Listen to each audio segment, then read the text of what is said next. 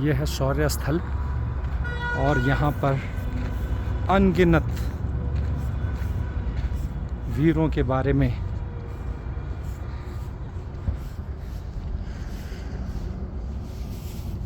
ये देखिएगा आप देख सकते हैं हज़ारों की संख्या में वीर हुतात्माओं के बारे में डिस्क्रिप्शन यहाँ पे है। और देखिएगा यहाँ पर कम ही लोग आ रहे हैं, लेकिन आप दूर दूर तक देखिएगा इस तरह इन वीरों को कोटिशः नमन, जिन्होंने देश की रक्षा में अपना सर्वोच्च बलिदान दिया है, अपने प्राणों का त्याग किया है।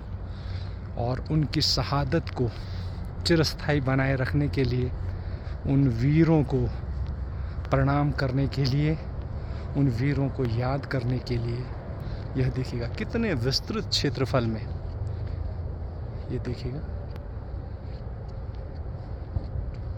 उनके परिचय दिए गए हैं।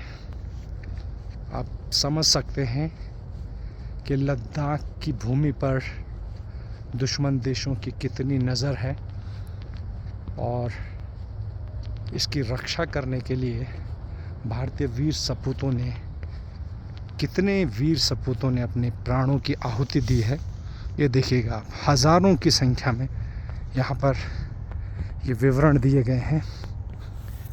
और अगर आप पढ़ना भी चाहें तो शायद एक दिन में आप इन्हें पूरा ना पढ़ पाएँ। केवल पढ़ना ही नहीं, अपितु समझना कि किस वॉर में किस ऑफिसर्स, किस जवान ने अपने प्राणों की आहुति दी थी, तो वाकई यह बहुत रोमांचक है।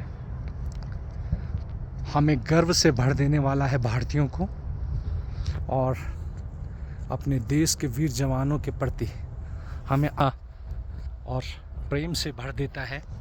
जब भी जवान को हम देखें तो हमें यह बलिदान याद रहे कि देश की रक्षा के लिए उन्होंने अपने परिवार जन, उन्होंने अपने निकट संबंधियों की परवाह नहीं की और अपने प्राणों की आहुति दे दी इस भारत माता के शिर की रक्षा करने के लिए।